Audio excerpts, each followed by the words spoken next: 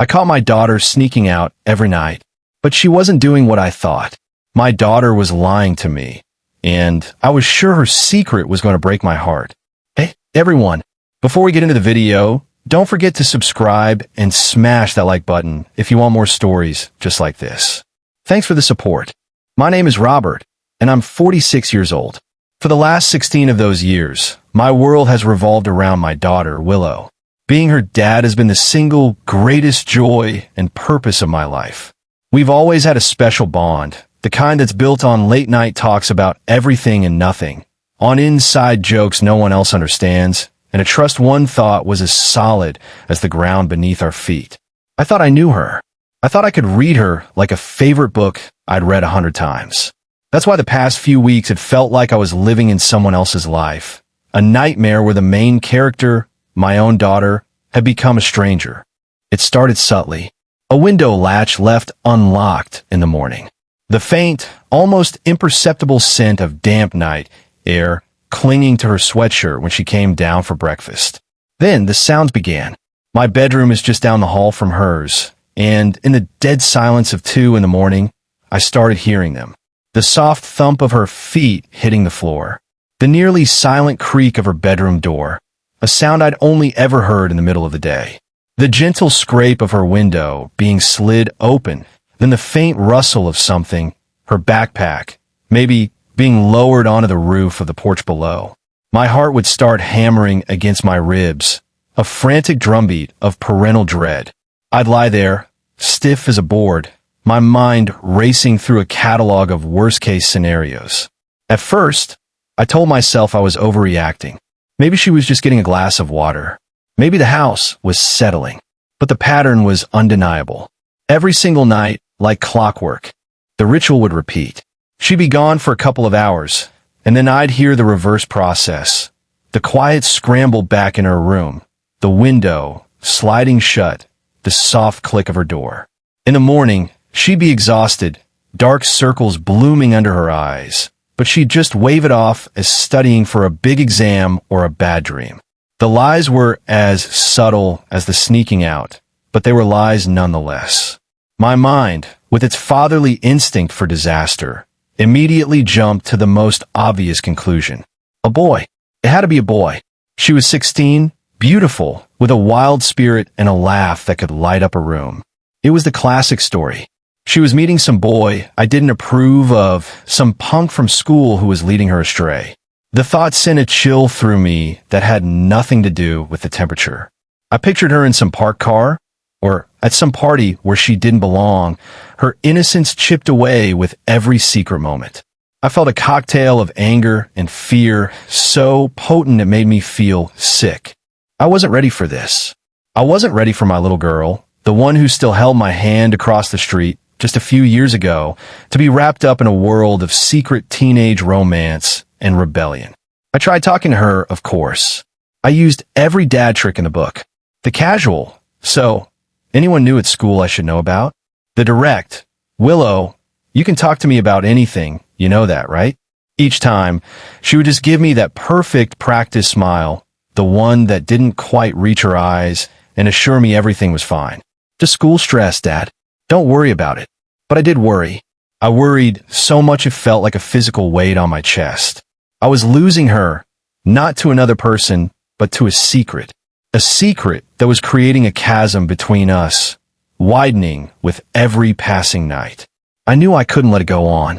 I had to know the truth. I had to know what was so important that she would risk everything, our trust, her safety, for it. Tomorrow night, I decided I wouldn't just lie there and listen. Tomorrow night, I would follow her. The next day was an exercise in controlled anxiety. Every minute felt like an hour, the hands of the clock crawling sluggishly towards the inevitable.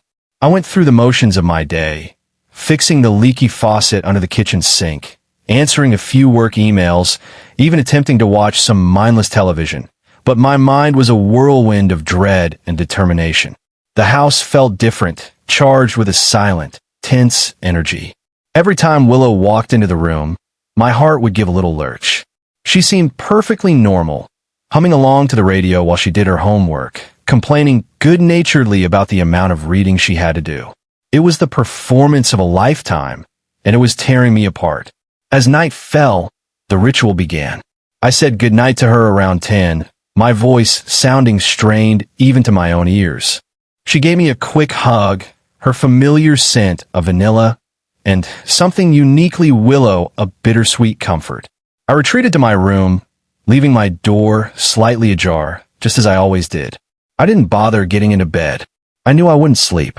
Instead, I sat in the armchair in the corner, fully dressed, the fabric of my jeans rough against my skin. I waited, the darkness of the room a mirror to the darkness growing in my soul. At 1:47 a.m., it started. The familiar soft thud of her feet on the floor. I held my breath.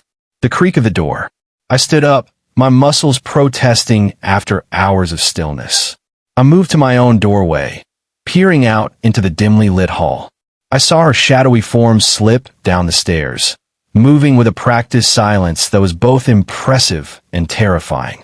She was good at this. Too good. I waited a full minute after I heard the back door click shut before I followed. My own footsteps feeling clumsy and loud in the oppressive quiet of the house. The night air was cool and damp, smelling of cut grass and distant car exhaust.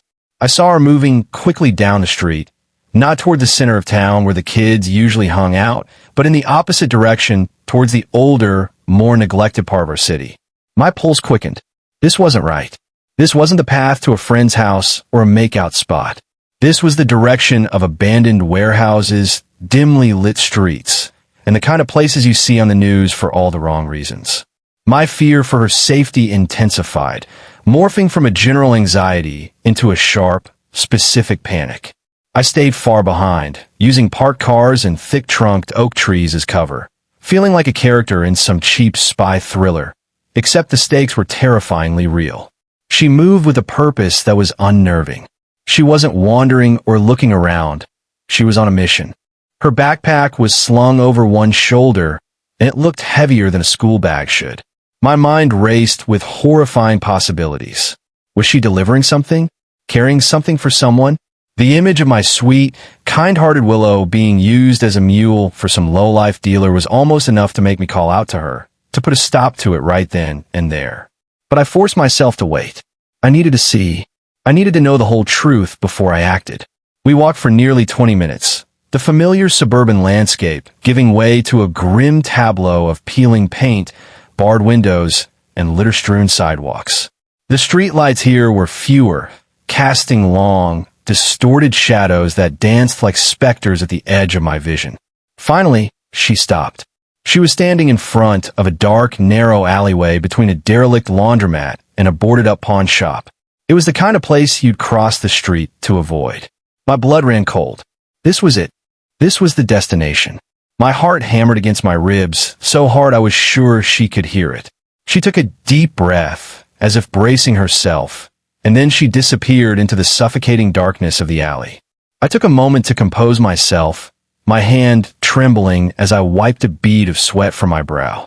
Then, I followed her into the gloom, steeling myself for the sight that I knew would change everything. The alley was a world away from the neat, quiet streets of our neighborhood. The air was thick with the stench of stale urine and decay, a smell that clung to the back of my throat. My eyes struggled to adjust to the near-total darkness, the only light coming from a flickering, sickly orange bulb high above the back door of the laundromat. It cast long, dancing shadows that made every pile of trash look like a crouching figure. I moved silently, my sneakers making barely a sound on the grimy pavement, my every sense on high alert. I could hear my own ragged breathing, a stark contrast to the profound silence of the place. And then I saw them. About halfway down the alley, huddled near a large dumpster, were two figures. One was Willow, her small frame a beacon of normalcy in this wretched place. The other was a person, but it took my brain a moment to process the image. It was an old woman, impossibly old and frail, buried under what looked like several layers of dirty, tattered blankets and coats. Her hair was a wild, matted halo of gray, her face a roadmap of wrinkles and grime. She was sitting on a flattened cardboard box, her back against the cold brick wall, looking like a discarded doll left out in the rain. My first reaction was not anger or fear, but pure, unadulterated confusion. This was not what I had expected. There was no boy, no group of dangerous friends, just my daughter and this ghost of a woman. I crouched behind a large metal recycling bin, my mind struggling to catch up with what my eyes were seeing. What in God's name was she doing here? I watched, mesmerized, as Willow knelt down in front of the woman, her movements gentle and sure. She didn't seem repulsed or scared by the squalor. She seemed completely, utterly in her element. She swung her backpack off her shoulder and unzipped it. My mind flashed back to my paranoid theories about drugs or alcohol, but what she pulled out shattered those notions into a million pieces. First, she took out 2 thermoses. She unscrewed one and handed it to the woman, who accepted it with trembling, grateful hands. Steam rose into the cool night air. Then, she produced a container, the kind you'd use for leftovers, and opened it. The faint, warm scent of chicken noodle soup wafted in my direction. She handed the old woman a plastic spoon. Next came a thick, woolen blanket, which she carefully draped over the woman's frail shoulders. Then a small first aid kit, from which she took out some antiseptic wipes and a bandage, gently tending to a cut on the woman's hand. I was witnessing a scene of such profound, selfless compassion that it felt like a physical blow to the chest. This wasn't a rebellious teenager sneaking out for a thrill. This was an angel of mercy, operating in the darkest corners of the city. My anger, my fear, my suspicion, it all evaporated, replaced by a wave of shame so intense it made my cheeks burn. How could I have doubted her? How could I have thought her capable of something so selfish when she was clearly capable of something so extraordinarily good? I watched as the woman ate slowly, savoring each spoonful as if it were the greatest meal she'd ever had. Willow just sat with her on the cold ground, a quiet, comforting presence. There was no conversation that I could hear, just a shared, peaceful silence that spoke volumes. After a while, the woman finished her soup and looked at Willow, her eyes, though cloudy, filled with a warmth that seemed to transcend the filth and despair of her surroundings. She reached out a gnarled hand and patted Willow's cheek. And then I heard it. Her voice, a dry, raspy whisper, but the words were clear as a bell. "You're a good girl, Willow." Willow. She knew her name. Of course, she knew her name. But who was she? The name didn't ring any bells. I stayed hidden, my mind racing, trying to connect the dots, trying to understand this beautiful, heartbreaking secret my daughter had been keeping. After a few more minutes, Willow began to pack up her things, giving the woman another gentle pat on the shoulder before shouldering her backpack and heading back towards the mouth of the alley. I stayed where I was, frozen in place, until she was gone.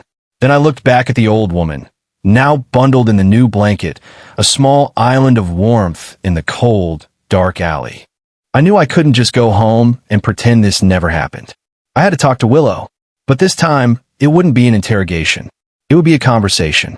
I needed to understand the incredible person my daughter had become, without me even noticing. The walk home was a blur.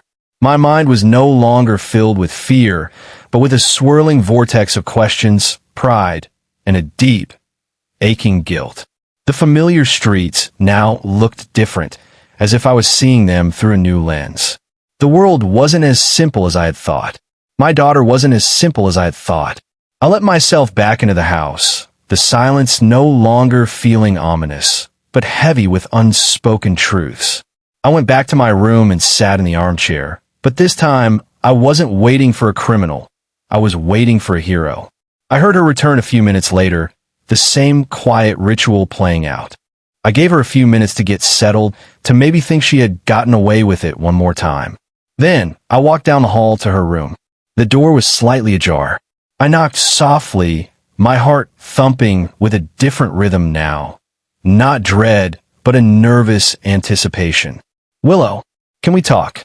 There was a pause, then her quiet voice. "Yeah, Dad. Come in." I pushed the door open. She was sitting on her bed, her backpack on the floor beside her. She looked up at me, and for the first time in weeks, her guard was down. She saw the look on my face, and she knew. I didn't have to say a word. Her face crumpled, the brave facade she'd been wearing for weeks melting away to reveal the exhausted, vulnerable girl underneath. Her eyes filled with tears, and in that moment, my heart broke for her, not for what she was doing, but for the weight of it she had been carrying all alone. I didn't yell. I didn't even raise my voice. I just walked over and sat on the edge of her bed, leaving a careful space between us. "I followed you tonight," I said softly. "I saw you in the alley." A single tear escaped and traced a path down her cheek. She wiped it away angrily, frustrated with herself. "I am sorry, Dad. I know I lied. I didn't know how to tell you." "Tell me what, honey?" I asked, my voice gentle. "Who is that woman?" And then it all came pouring out. The story, so much bigger and more poignant than I could have ever imagined. The woman's name was Agnes Gable. She had been Willow's kindergarten teacher. Mrs. Gable. The name sparked a distant, faded memory. I remembered her now, a woman with a kind smile and a seemingly endless supply of patience, who always wore colorful scarves and smelled like chalk dust and lavender. Willow told me how Mrs. Gable had been the one to see her, to pull her out of her shell when she was a painfully shy 5-year-old who was afraid to speak to anyone. She was the first person outside our family who made Willow feel seen and special. A few months ago, Willow explained, she was downtown with friends and saw her. Or at least, she thought she did. It was hard to tell under the layers of dirt and despair, but something in the woman's eyes was unmistakable. Willow went back the next day by herself and confirmed it was her. She tried to talk to her, but Mrs. Gable was confused, ashamed, and wanted to be left alone. But Willow couldn't leave it. She couldn't forget the woman who had been so kind to her, now living on the streets, alone and forgotten. So, she started her nightly missions. She'd save her lunch money, take extra food from our pantry, and sneak out to bring her a warm meal, a clean pair of socks, or just a few minutes of human conversation. As she spoke, the immense pride I felt was so overwhelming it almost hurt. This was my daughter. This was the person I had raised. She wasn't sneaking out to break rules. She was sneaking out to uphold the values I had tried to instill in her: compassion, kindness, loyalty. She was living them in a way I never could have imagined. I felt a surge of shame for my own suspicions, for my lack of faith in her. I had been worried about her losing her innocence, but she wasn't losing it. She was using it to light up one of the darkest corners of the world. When she finished, her story hanging in the air between us, I didn't hesitate. I reached over and pulled her into a hug, holding her as tightly as I could. "You are the most incredible person I have ever known," I whispered into her hair. "I am so proud of you." She sobbed against my shoulder, releasing weeks of pent-up tension and secrecy. We sat there for a long time, just holding each other, the chasm that had grown between us not just closed, but filled with a new, deeper understanding. Finally, I pulled back, looking at her tear-streaked face. "This isn't just your secret to keep anymore," I said, my voice firm with resolve. "It's ours. Now, what does she need? What can we do?" That night marked a turning point. The secret was out, but in its place, a mission was born. Our shared mission. The next morning, the atmosphere in the house was different. The tension was gone, replaced by a quiet sense of purpose. Over a breakfast of pancakes and coffee, a meal I cooked with a new sense of appreciation for my daughter, we started making a plan. Willow had been operating on a teenager's resources, pocket money, leftover food, and a pure but limited understanding of the problem. Now, she had a 46-year-old dad with a steady job, a truck, and a lifetime of practical experience on her team. Our first step was research. I spent the day on the phone, calling shelters, social service agencies, and outreach programs. The reality was disheartening. The system was overwhelmed, underfunded, and tangled in a suffocating web of bureaucracy. We could get Mrs. Gable on a waiting list for a bed in a shelter, but the list was months long. We could try to get her signed up for public assistance, but that required an address, a birth certificate, and a dozen other forms of identification she likely didn't have. The system was designed to help, but it was slow and impersonal, and Mrs. Gable needed help now. She needed warmth, safety, and dignity today. So, we decided to bypass the system at least for the time being, and take matters into our own hands. That evening, we didn't just pack a thermos of soup. We loaded up my truck. We brought a real sleeping bag, a pillow, a tent, a lantern, and a box full of non-perishable food. I also brought my toolbox. When we got to the alley, Mrs. Gable was wary of me at first, her eyes darting between me and Willow with suspicion. But Willow quickly explained, her voice calm and reassuring. "Mrs. Gable, this is my dad, Robert. He knows, and he wants to help." I knelt down, trying to make myself as non-threatening as possible. "It's an honor to finally meet you, ma'am," I said. "Willow has told me so much about the impact you had on her. You're a very important person in our family story." Something in my tone must have reached her, because her shoulders relaxed just a fraction. Over the next hour, we worked together. I helped her set up a small, sturdy tent behind the dumpster, offering a sliver of privacy and protection from the elements. While I did that, Willow sat with her, helping her organize her new supplies and just talking. This became our new routine. Every evening after work, Willow and I would go to Mrs. Gable. We were no longer just providers of a hot meal. We were her connection to the world. Slowly, she began to open up, sharing fragments of her story. It was a heartbreaking tale of a bad divorce that had left her financially ruined, a struggle with depression that had cost her her job, and a downward spiral that had happened so gradually she hadn't known how to stop it until she was at the very bottom. She wasn't just a person who was homeless.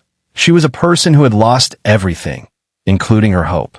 As the days turned into a week, we saw a change in her. The constant, haunted look in her eyes began to soften, replaced by something that looked a little like peace. She started taking more care with her appearance, using the wet wipes we brought to wash her face. She even smiled sometimes, a genuine, beautiful smile that transformed her entire face. But it wasn't enough. The tent was a temporary fix in a permanent crisis. The alley was still dangerous and dehumanizing. Every time we left her there at night, a piece of my heart stayed behind. We were treating the symptoms, but not the disease. We needed a real, long-term solution. One afternoon, while I was on a lunch break, I drove past a small, run-down apartment building a few blocks from our house. A for rent sign was stuck in the weed-choked lawn. On a whim, I called the number. The landlord was a gruff but fair-minded old man who owned the building outright. The apartment was small, a studio with a tiny kitchenette and a shared bathroom, but it was clean, and it had a window that looked out onto a small, green patch of grass. It was more than just a room. It was a home, a sanctuary. It was within my budget to cover the first few months' rent. I knew then what we had to do. The goal was no longer just to help Mrs. Gable survive. It was to help her live again. The challenge now was convincing her to accept such a monumental act of charity. The evening we decided to present our plan to Mrs. Gable felt momentous. The air was crisp, and the setting sun painted the sky in shades of orange and purple that seemed out of place in the grim alley. Instead of our usual backpack of supplies, we brought only a thermos of hot chocolate and a folder containing a printout of the apartment listing. We found her sitting outside her tent, reading a tattered paperback novel Willow had brought her. The sight of her, engrossed in a story, looking almost peaceful, filled me with a fierce determination. We sat with her on the ground, just as we had every night. We talked about our day, asked her about hers. The conversation was easy now, comfortable. After she had finished her hot chocolate, Willow looked at me, and I gave her a small, encouraging nod. It was her show to run. "Mrs. Gable," Willow began, her voice soft but steady. "We've been talking, and we don't think it's right for you to be out here anymore." The old woman's face immediately shuddered, a familiar mask of shame and defensiveness falling into place.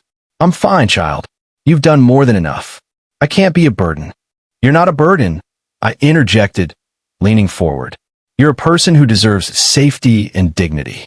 You're the woman who taught my daughter how to be brave and kind. This isn't charity, Mrs. Gable. It's a repayment of a debt we can never truly repay." Willow slid the folder across the cardboard to her. "We found a place. It's a small apartment. It's not fancy, but it's clean. It's warm. It has a lock on the door and a real bed." Mrs. Gable stared at the folder, not touching it, her hands trembling in her lap. I couldn't possibly, she whispered, tears welling in her eyes. I have nothing. I can't pay you. I have no right. You have every right, Willow said, her voice thick with emotion. You have the right to be warm. You have the right to feel safe. You have the right to sleep in a bed. Please, Mrs. Gable, let's do this. Not for you, for me. For that little girl in kindergarten who was too scared to talk to anyone. Let me do this for her. That was the key. It wasn't about saving her. It was about honoring the past. It was about completing a circle of kindness that had started over a decade ago in a brightly colored classroom. A tear rolled down Mrs. Gable's cheek, and this time, she didn't wipe it away. She slowly, hesitantly, reached out and touched the folder, her fingers tracing the words Cozy Studio Apartment. She looked from a folder to Willow's face, then to mine. In her eyes, I saw a flicker of hope, a tiny spark of the person she used to be. After a long, silent moment, she gave a single, almost imperceptible nod. The next week was a whirlwind of activity.